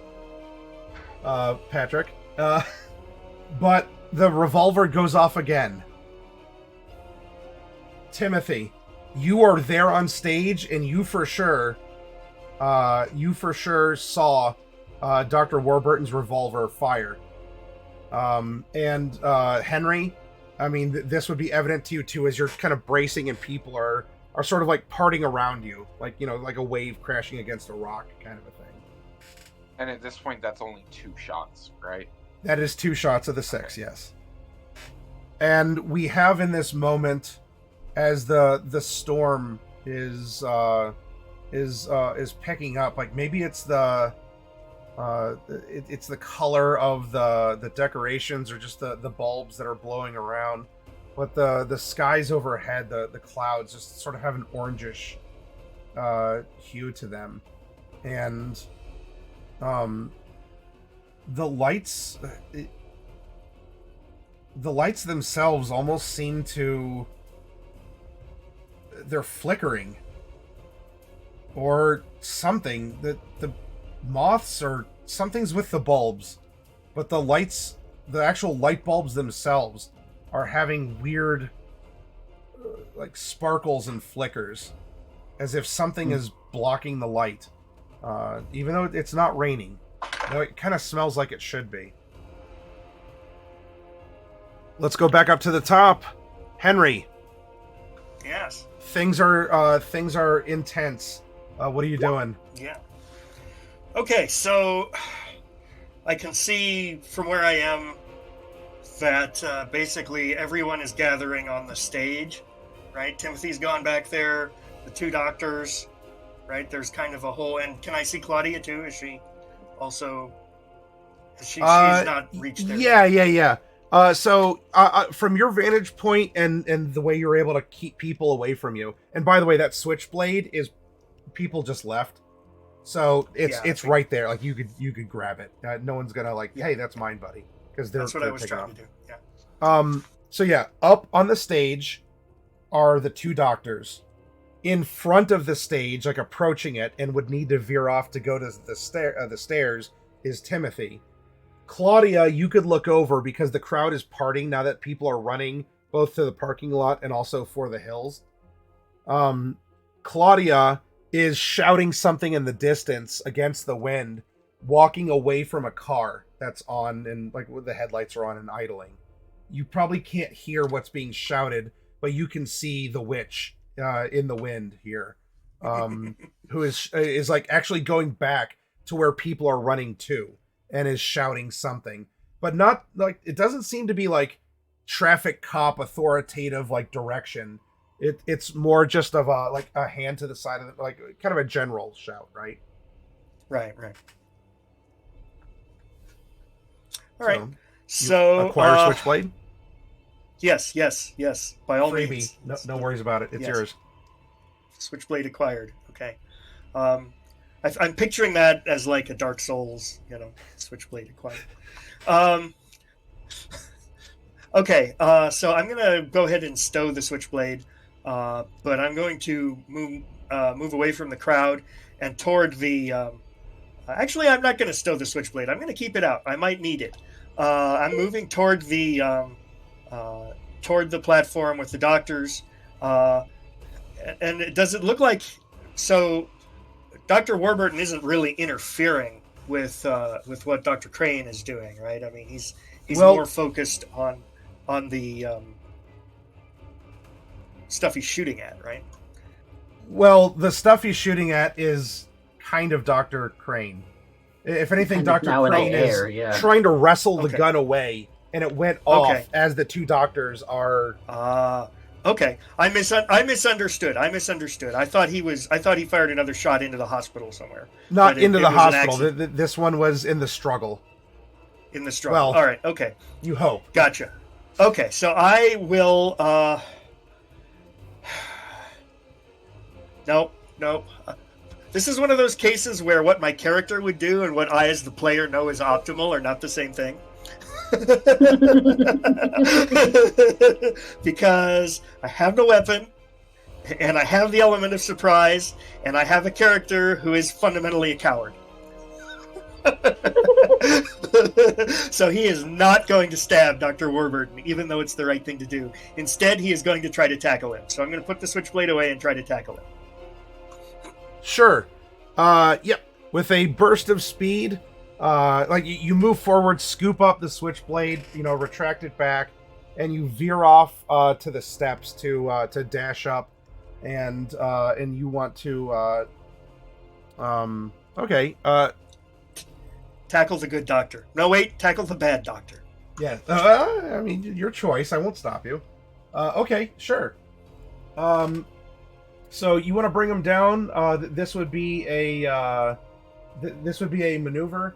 So highest level of success wins. Draw initiator wins. Both fail as nothing happens. So this would, I guess, be off of a brawl here. Yeah, I think so. What I will do in this circumstance, though, you can do this with a bonus because he's not paying attention to you. He's fighting with Dr. Crane, So you can come up the side of the stage where his back is to. And so you can roll a bonus die with this.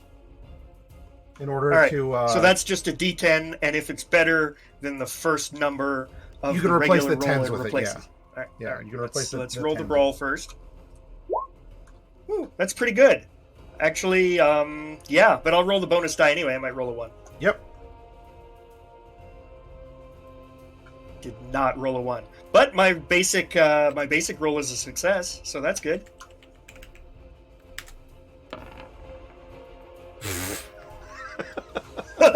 All right. So 17 versus 97 for those of you in the crowd. all right, Henry, old No Cane Henry here, flies up the stairs, probably even surprises you too, Dr. Crane, and just kind of like shoulder tackles or somehow like trips up Dr. Warburton, who falls backwards with a loud oof. And what I'm going to say for a dramatic moment, especially because Dr. Crane, you did not have your hands necessarily firmly grasping the gun. I'm going to say at the end of Henry's turn here, the gun is in that slow motion up in the air. Yeah, it's like spinning and turning here amid the lights that are swaying against the orange sky of the October storm blowing in. So he's disarmed and is on the stage. And the gun is up in the air. All right. That means that we're coming over to you, actually, Dr. Crane. What are you are standing up. What would you like to do? Now, how to convince you the that deputies are... I'm sorry, real quick. The deputies are fighting actively against the inmates also. What are you doing? Now, how to convince you that a psychology roll is going to help me grab a gun? It's not. I mean, no, Maddie is open to the possibilities, but I'm not sure he's open to that many possibilities. Yeah. No, I honestly at this point, I'm wanting to attempt to grab the gun, and ultimately, now that he's tackled, finding a way to, even if I don't get the gun in the air, if it drops, I'll grab it, whatever, kick it out of the way, but incapacitating Dr. Warburton because something's not right. Okay. If you want to grab the gun out of the air, now I see that you have a 1 in sleight of hand. Uh-huh. I would be willing to accept those terms. I will ask, someone gifted me a Fickle God favor. Are we using those with this earlier, or someone earlier in chat gifted me a Fickle God favor? I didn't know if we were using those mechanically. Say that again? The Fickle God favors. Someone gifted with the channel points. Oh, the favors? Favor, I would grant you a bonus die if it was directed as such. Okay. I will keep that in mind. I'm not going to use it for this. But, I mean, yeah, sure. I'll roll a sleight of hand. Not going to happen. All right. So you're looking at it, and you try to leap up for it and grab it, but it kind of bumbles, and it gets, it's juggled a bit. In fact, what I will say in this instance, especially because we're coming over to Timothy next. Timothy, you're on stage. The doctor's trying to get this gun that is up in the air, and it kind of bumbles it. And it is knocked in your direction.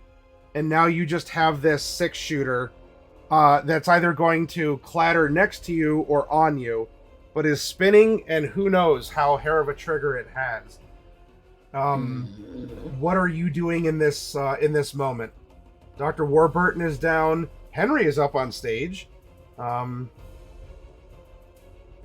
I am going to attempt to catch the gun.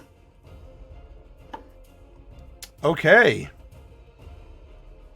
Then you can give me a sleight of hand as well, unless you want to make an argument against something else. I don't think I could take psychology though, but That's a 1 in 10 shot.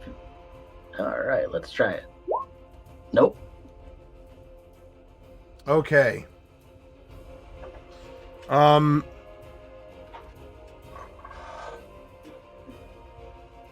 So you go to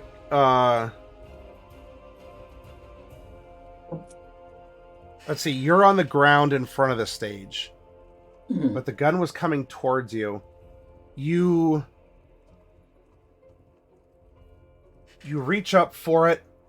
It fumbles as you try to clutch it, and it juggles once more out of your hands.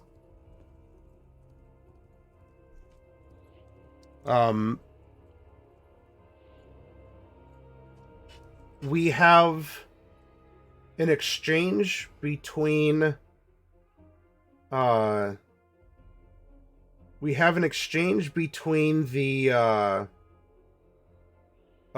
two asylum inmates here and the sheriff's deputies at the entrance of the hospital. The third one that was dragging something, oh,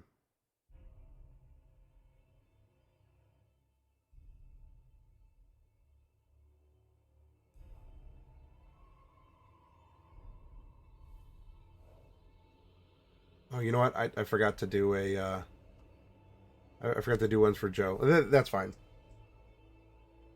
So the third one that was dragging something reaches the entrance, and you would not be able to see this, Timothy, because you're on the other side of the stage. But for Henry and the two doctors and Claudia, if you look for it, but you're not looking at the asylum necessarily. But you would see that there's some kind of a generator or like a machine that has been drug out. Patrick, this is one of Dr. Warburton's experiments, experimental therapy delivery systems. And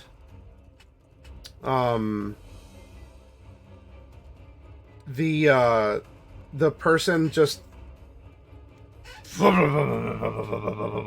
pulls on some things, and this generator starts up with kind of a cloud of smoke and a loud noise reverberating, which makes it all the more menacing because it sounds very deep and angry, a lot like Dr. Warburton's voice most of the time.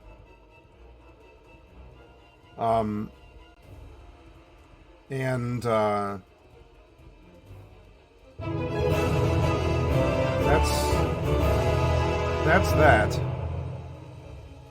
Not the most appropriate time. BT just got on and it's stelling me no. As I didn't have Joe go, I am going to have him, because he was gone for that one round, which is fine. He needed to make his way through the asylum. He is going to emerge from the hallway, and with the generator that is running, he stops for a moment, and he begins to run up the steps with something big in his hands.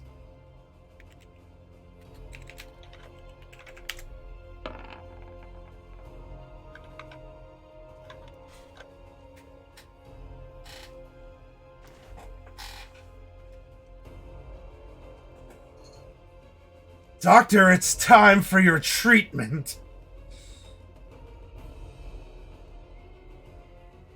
And he throws it up onto the stage. Like a javelin, some sort of a spear.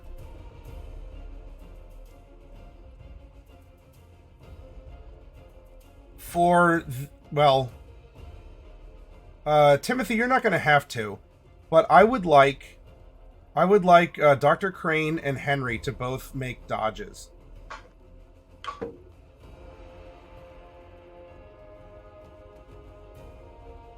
Hey, I rolled good. Okay. Yay. So Dr. Crane wasn't so good. But don't worry, the effects aren't going to be as bad because the effect I was looking for was a 93, which was not the most. We want low numbers in this game. So Henry, you fly out of the way as this lightning rod or something. It's like a metal thing that is hucked. Just as this gun is juggling as well, by the way, in the air, is hucked up and forward. And it's turning. And there's a wire going from the back of this thing to the generator that is sitting on the inside of the asylum. There's a kind of an electrical crackling field around it. Something straight out of science fiction, whatever that is. You're able to avoid that. Now, Dr. Crane, you are nearby. And as this metal pole, it's going to be very tough to miss Dr. Warburton. The question wasn't the accuracy of the throw, but the effect of it. He is impaled on his own device. Probably not how it's supposed to be used. And amid the noises of the metal pole impaling itself into the corpulent doctor and the crackling of the electricity, his body jitters. And not from death throes, at least not yet. He's not allowed to die yet, not with that kind of electricity going through his body. But you are also caught up in this field. And as you've not been able to escape the effect of this aura of electricity coming off of this device, whatever it is, you are... Well, you're going to have to roll a sanity check because something very weird is going to happen. But let me give you the weird stuff first. This is the freebie. You swear you're almost getting, you're getting glimpses of Dr. Warburton's thoughts, images, things that are familiar but not from your perspective. Ideas are seemingly coming to mind. Something is... This is weird. It's things that he's talked about, and maybe it's in this sort of slow motion effect of you experiencing it. Maybe you're taking the ideas you heard in your brain through the electrostimulus is making them vivid dreams or lucid dreaming or something. But whatever it is, you're getting a series of strange visions and dreams and ideas. So go ahead and make a sanity check. That's a failure. Can I use my Fickle God Favor to use bonus die? Or can we do bonus dice on sanity? No. Mm-hmm. No. Yeah. Never mind. So this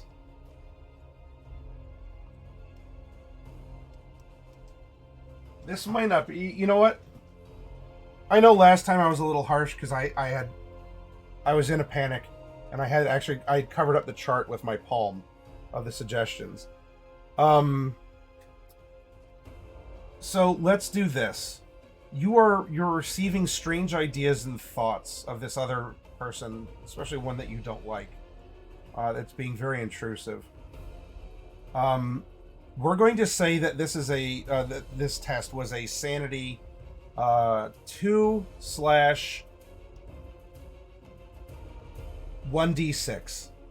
Now, In this case, you didn't pass, so it's not the guaranteed 2. And I know we can hem and haw over that. I'm pulling some things out. But what's really going to matter now is if you roll that d6 and you get a 5 or a 6, this is going to make you extra spicy in the head. So roll a 1d6. Hey, all right. Well, then you actually, maybe that first exposure sort of insulated you. Electricity. So you're going to take one point of sanity damage here, as these thoughts are flashing through your are flashing through your mind. I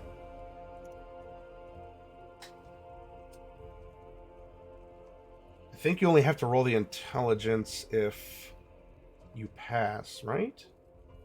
Wasn't it over 5 or more than 5? Oh yeah. It's if you hit 5 and you realize it, then it's the onset of the insanity is the intelligence afterwards. All right.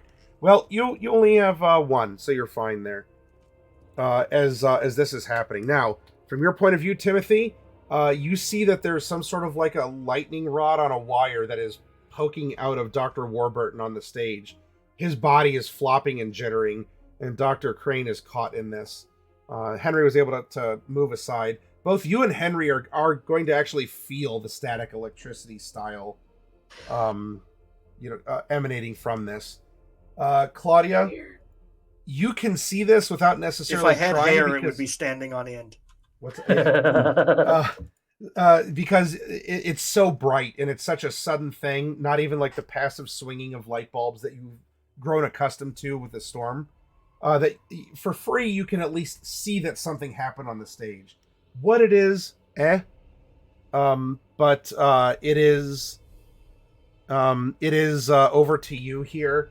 What do you want to do? You want to still shout out for Fawn? Do you want to investigate? You want to go back in your car and say, not today? Well, after a couple minutes of hunting for Fawn, I'm probably gonna go over to the other policemen and try to help with containing the outbreak and maybe subduing and handcuffing the inmate. All right. Whatever's going on the stage, that's above my pay grade. All right. So what we'll do then? I'm not going to ask for a round of rolls, but rather with everything having played out as it has. In the immediacy, Henry, what is it you would like to do? What is your goal right now? My goal right now is probably to deactivate that machine. I'm going to go over to it and look for some kind of off switch, or if there's a plug I can unplug, anything like that. Okay. Dr. Crane, what are you doing? You can like scramble away from the jittering body of Dr. Warburton. What is your goal? What are you wanting to do in this moment? I mean, honestly, I think seeing this, device, I think probably the same goal as Henry, trying to get to the machine to get it shut off. Okay. All right. So you get up, you kind of shake your head, you probably go down the other way, the stairs on one side, as Henry went down the other, and you're both running to the machine here. Timothy, what are you doing? What is your goal? What do you hope to do in the aftermath of this?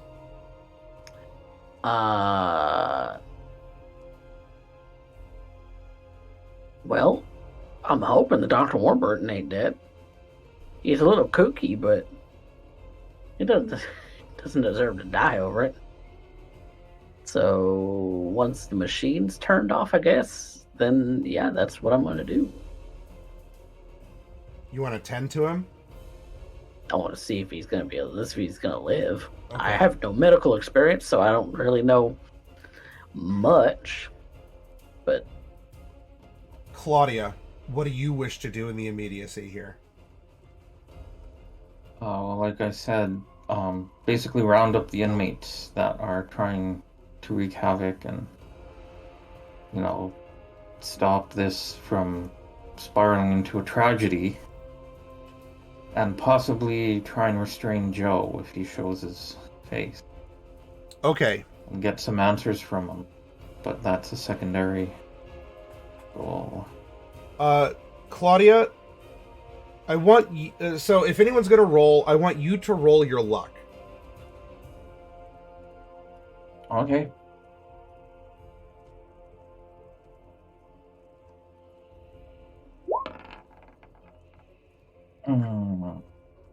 Oh, almost a fumble, I think.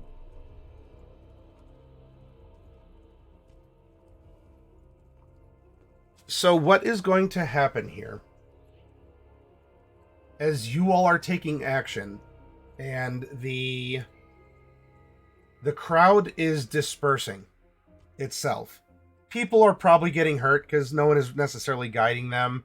It sounds like there's some fender benders and horn blasts in the parking lot. But with the two sheriff's deputies, and they would both have some injuries. Unfortunately, Claudia, your bow, he's not dead, but he definitely is going to need to be stitched up, probably taken to a not mental hospital for more than just a pat on the head by Dr. Crane, similar to what you had. He's probably going to have to go to the actual the county seat and receive some care. Maybe you could drive him there if you wanted to. The two that were assaulting the deputies are going to end up dying to gunshot wounds. Now, the one that had drug out the generator, you can find sort of cowering and gibbering in a corner. Joe,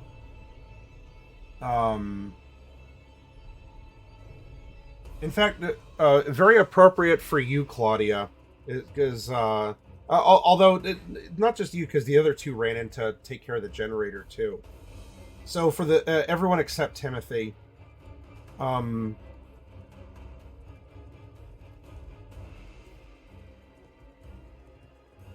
as the lights all around in the outside and even on the inside seemingly burst after this flickering effect, and as they do, dust falls out of the bulbs.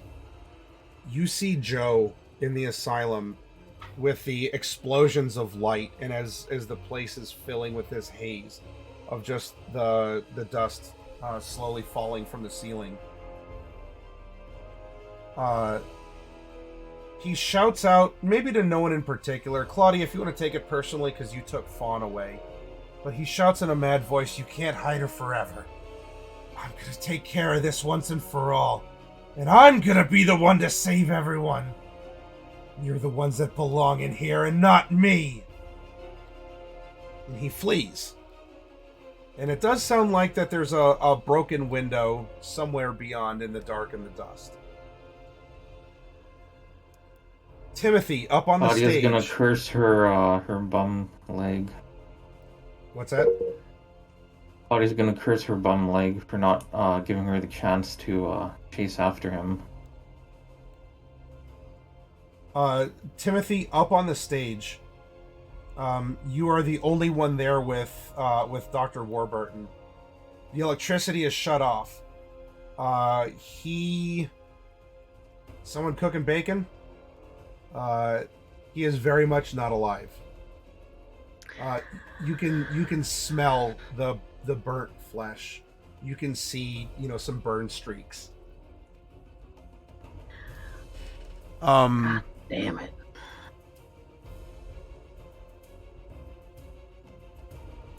And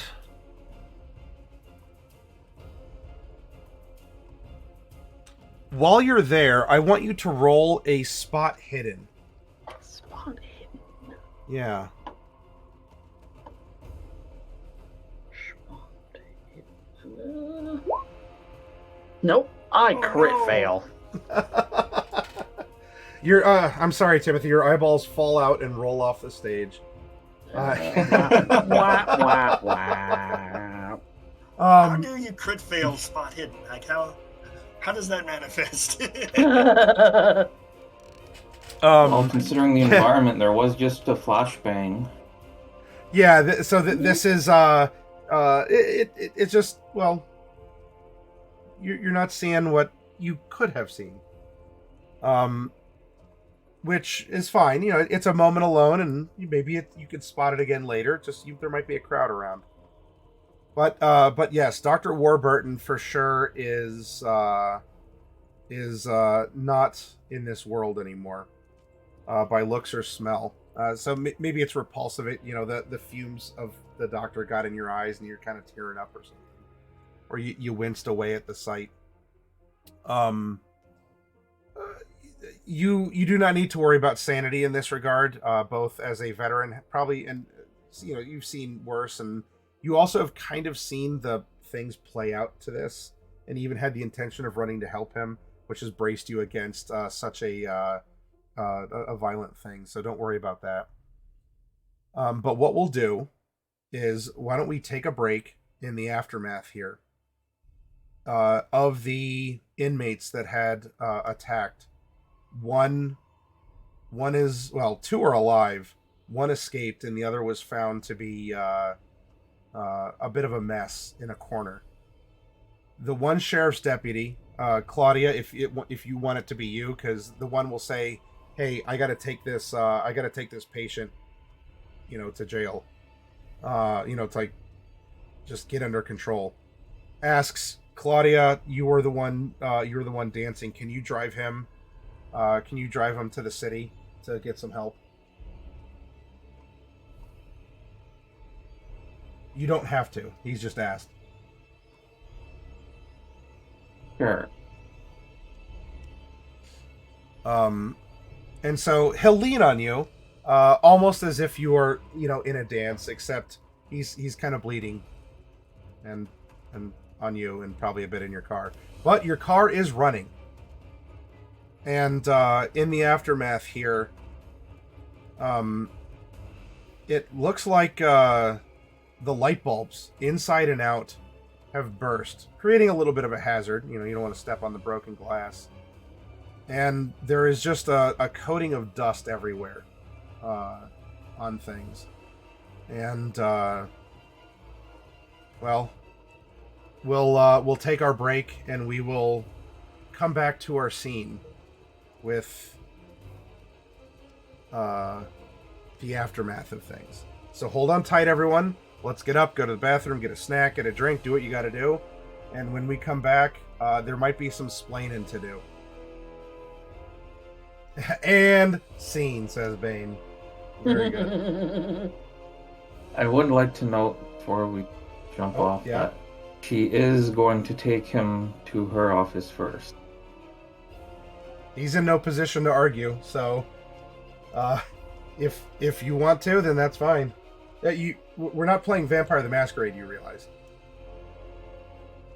It's okay. She wants to question him. Just checking. The police get him. That's all. No, we're allowed to have fun. It's a game. All right, I'll see you all out there in audience land in about 5 minutes. No fun. It's a game. No fun allowed.